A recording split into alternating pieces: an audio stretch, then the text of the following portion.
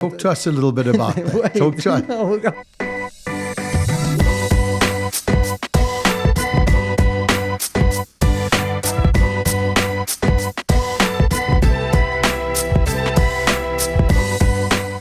Nuns, tell me, you are one of the most followed real estate agents in the country. You are the most followed on social media. What makes someone like yourself decide to go the Chaz Everett route in terms of a career? What was the career decision to come across to Chaz Everett? It's a privilege to have you on board, by the way. Rory, thank you so much. It's a privilege being a part of such a great brand, and just to partner myself with big players in the game, such as yourself and Barry, and there's other incredible agents that are part of the team. And that's essentially, like I said, I wanted to align myself with. In terms of how do I get to my goals, and what vehicle am I going to use to get to my goals, and where do I see myself, being happy and trying to become a success. And it was a difficult decision because it wasn't just Chaz Everett, which you know, but it was about the relationships that I will be forming, and actually, being loved and appreciated and making a difference in the communities in the South African property market, because it's not just a farming area. We are all over and we are international, and that's essentially why I decided to go for Chaz Everett International, because I do believe it's going to get me closer to my dreams. And what, in your opinion, distinguishes a good agent from an agent that is more average in terms of the market? What do you need to do to market yourself, and what do you as an agent do to market yourself to your many, many followers ongoing?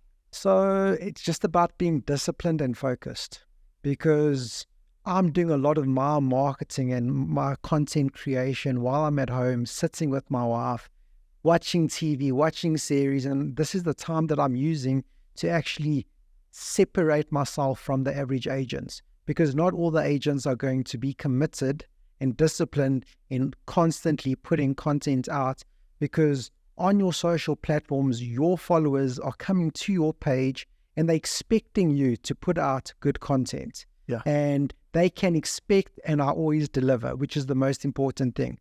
I wake up, it's real estate. When I go to bed, it's real estate. So my full day is real estate. I eat, sleep, dream, live real estate. So, and I love it because I do make a difference. And I think just in terms of in the career choice that we've decided, it doesn't end at 65. We can go until we decide that it's our time to hang up the glow sticks. So I think that's almost, I'm working towards that, but I can still have a career after 65. And I just love social media. I love the game. I love everything about it. And marketing, I believe, is my strength. And that's what separates me from the rest of the agents out there.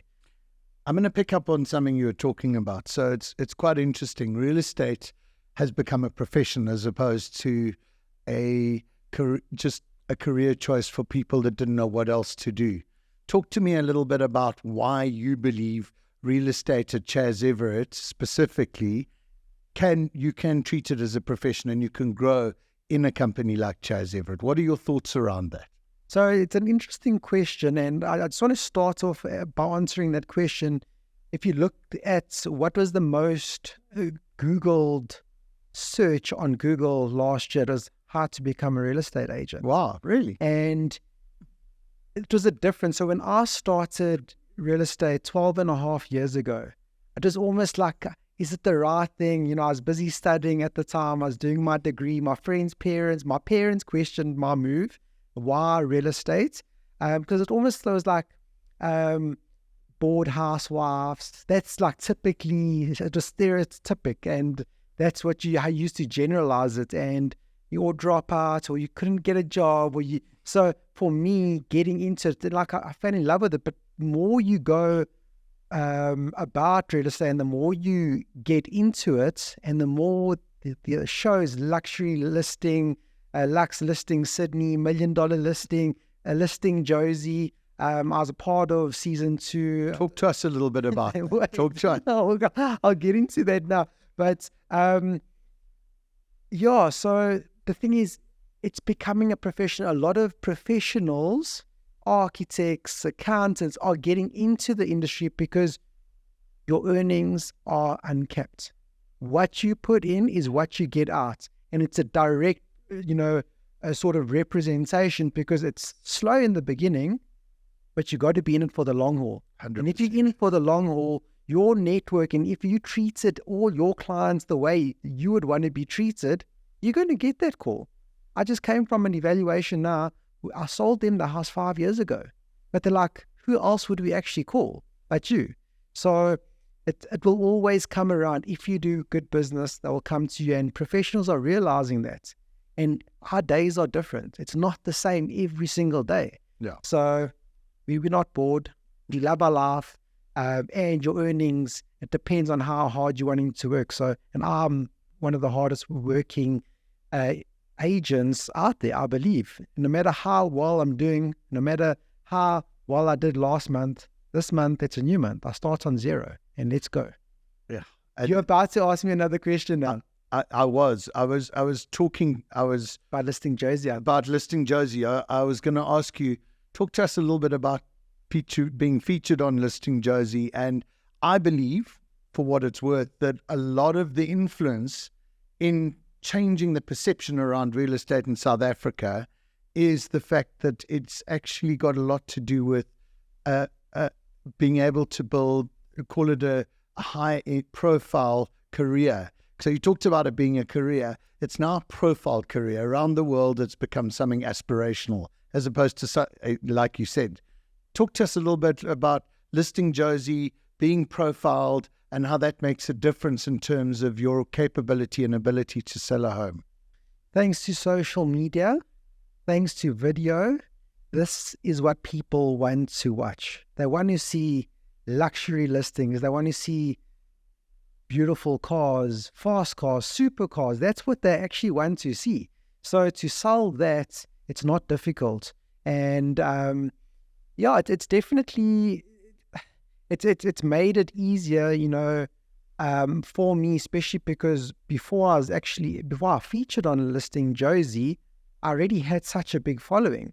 And all my followers, they actually were like, it's incredible that you're on, because we feel that you are right for the show. And they know what to expect from me. I basically brought my authentic self to the show. It wasn't now because the cameras are on, I'm a different robotic. No, people buy from people. And, how you'd see me on the street, in the shops, how you'd see me at a viewing, there'll always be that human, kind element with a happy heart, happy mind, and you'll always feel that. So I hope I'm trying to answer your questions as best as I can. But like Listing Josie, it was great, and all my followers loved seeing me on it. I actually sold. I've sold 2 of the properties that were on the show. Brilliant. And thanks to Listing Josie, it definitely helped with that. Nuno, I want to hear about a typical day in real estate in Nuno Brazido's life. Talk to us a little bit about what a typical day looks like. What are your focal areas? In other words, what sort of properties do you sell? And just talk to us a little bit about Nuno Brazido and a day in your life. Great question, Rory. So what type of properties do I sell? I sell luxury and everyday. So it can be entry level, but it can be your penthouses in Harton Estate. It can be flying down to Cape Town and showing 50, 60, 70 million rand properties. At the end of the day, I'm here to service you, and I'll treat you the same whether it's an entry level 1 million rand apartment or a 70 million rand buyer. You'll get that same service. So a typical day in my life, look, it always starts out with waking up, preparing the meals for my family, for my wife, so she can go to work. I make the coffee, the sandwiches, what I need to do. But from that, I drop the girls off at school, and then my day starts. But just to take it back, I do try to wake up early every day. I try to get up so that I can read, because I think that's very important. And just sort of get your admin out nice and early. Yeah. And actually plan your day, because planning, if you don't plan, you're not going to get to where you want to be. You need to have that roadmap, and that's exactly what you do when you plan. Once I drop the girls off at school, I go to gym. Have to sweat. If I can jump into the sauna or the steam room, I definitely try and incorporate that into my workout. From there, my day starts, whether I'm, listing properties. It just depends. Like if you look at pre-COVID and post-COVID, a lot of people have been working from home post-COVID. So as a real estate agent, your days are more filled up, which has been great. People are being called back to work. We are doing more evening appointments. I won't say no to any appointments, willing buyer, willing seller. But yeah, I'm always trying to have at least 2 or 3 appointments per day. Sometimes I can have up to 6 or 7 appointments. I like to fill my Saturdays up because people are more relaxed and they're with their partners, their family, and they like to make an informed decision. I always try and get, both parties to the appointment so that's, it's not 2 separate appointments. It's 1 appointment. And then, I try and eat healthy. I try and, get social media out there. All a happy day for me is when I have a key handover, because for me, that fuels me. I'm handing over the keys from seller to buyer, and I always try and make it as special as possible. So whenever you're doing key handovers, it means you are doing well and you are changing people's lives. And then, get home, dinner, market myself on social media, schedule my posts, and then I go to bed. But then also try and plan for the next day or for the week.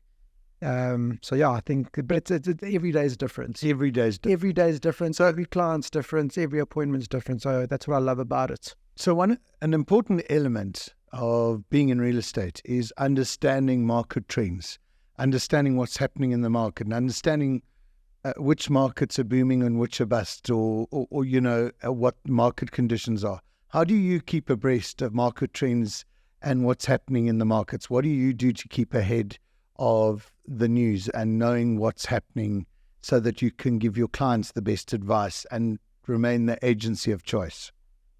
Very, very good question. That ties into my day, waking up early, actually seeing what is the latest. What news articles are there regarding property, suburbs? What's the latest properties that are sort of entering the markets? At what price are they coming at? Yes. Onto the market. So it's just understanding the market, but that comes with experience. And a new agent, it's very overwhelming, but with experience, okay, that's a great listing. That's not such a great listing. But for me, I see myself as a market leader, as an agent in terms of the social media. I try and stay relevant. Where before, when I first started my Facebook page and my Instagram page, it was just, posting, and it sort of started to evolve into video. Now your followers can see your expression. They can see that you love what you are talking about. They can see that this is a great part, because now they're almost joining you on the appointment. With WhatsApp video calls, you can sell to people across the globe. COVID was great for that, because we couldn't work for about a month and a half, but having video, you could still speak to them, and I just think it's so powerful. But staying relevant, you have to be well read. You can't just think that things are going to stay the same. The market is constantly changing. There's always young, hungrier agents out there wanting to take you on and compete against you. And that's what it's about. And the nice thing for me is that I'm giving my sellers maximum exposure. And that's what they need to get the best offer on their house. One of your answers earlier, you talked about how you've got clients that have come back to you after 5 years. How do you develop and build long-term relationships with your clients? It's about giving great service. They know that they can count on you, rely on you. They know that you're going to deliver, which is the most important thing. People think that it's get in, get rich game, and it can be that because of social media. You can say, I'm the greatest agent, and people can believe you on social media. But having a proven track record, that is what sellers buy into. They want to know that you sold Joe's house down the road, you sold Paul's house up the road, you sold Sipo's house. So you will always be referred if you give that great service to them. And I always say this, people will never forget how you made them feel. For me to sell a home, and real estate's a cyclical game. You know, you work hard today, you get your leads today, it will materialize in 3 months. You list the house, you only get paid in 3 months' time. Right. But you do the key handover, you stay in touch with your clients. With social media, you are staying in touch whether you like it or not, especially because now they're following you. And everyone's on social media today. So it's brand awareness. In 5 years' time, whether they want to invest, whether they want to upgrade, downscale, whatever they need, I'm there for them. And they can see that I'm active. They can see I'm doing key handovers. They can see I'm not just sitting at home and just hoping for my phone to ring. I will always be in front and ready and helping and wanting to help them. So they know that, and they can trust me. I'm not just trying to give advice just so that I can become rich and wealthy. I've often told clients it's not the right time to sell based on what your bond outstanding is, based on what we can sell you. Like, you might be in a worse off position if you actually had to sell now. And they appreciate that. And when things change, because things will change, because you have to be positive, they're going to come to you, and you'll always be their preferred agent. So building out, the final question is, someone entering the real estate business for the first time, what would Nuno Brazido advise to them in terms of getting going, getting into the industry? What is the process in your opinion, and how do you build your momentum and following up to the level you have? You have to be disciplined. You have to have belief in yourself that you are going to create and be a major success. If you don't believe in yourself, real estate's not for you, because you need to have thick skin. Because in the beginning, it's a lot of canvassing, it's a lot of door knocking, it's cold calling. People are going to say, no, thank you, or they're going to swear at you, they're going to swear your entire bloodline, because it's happened. And you just have to have thick skin, because with every no, you're getting closer to a yes. You need to understand, and you need to be accountable. There's no knight in shining armor coming to save you, coming to make the calls for you, coming to create and build your personal brand. That's all on you. Whether you're starting at Joe Soap Real Estate or Chaz Everett, it's up to you. Yes, Chaz Everett, they're going to give you the platform. They're going to give you the systems to get to where you want to be a lot quicker.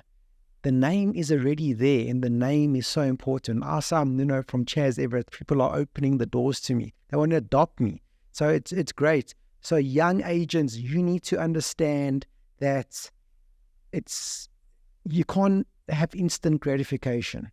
You got to understand that it's a career, and you've got to be in it for the long haul, because it can be the most amazing life that you ever lived. And it's all possible if you work hard. You got to be a hard worker and disciplined, routine, and stay focused, laser focused. And you got to be willing to listen and to be teachable. Because when I first started in real estate, I had my mentors, and I'm very thankful from where I come from. The previous company, they taught me from when I was 19, 20 years old. And I just listened. I wanted to be a success. I knew that I didn't want to struggle the way that my family struggled, and I didn't ever want to fight about money. I wanted to be free, because, it's if you're not successful, if you constantly fighting about money, it's not a happy home. And I never want that to be for my family. I want to give them what they need. Not often what they want, but definitely what they need, because they must also work for it. But I'll help them get to where they want to be. And I will let them know that they need to work hard. You can't just be given. You need to work for it. And in real estate, if you work for it, you will be rewarded. Nuno, well, it's been great getting to know a little bit more about Nuno Brazido. It's an absolute pleasure and privilege to have you at Chaz Everett, and we look forward to an illustrious and mind-blowing career with the brand. Thank you so much, Rory, and thank you for having me. I'm super excited, and we're going to do big things together. Can't wait. Let's go South Africa.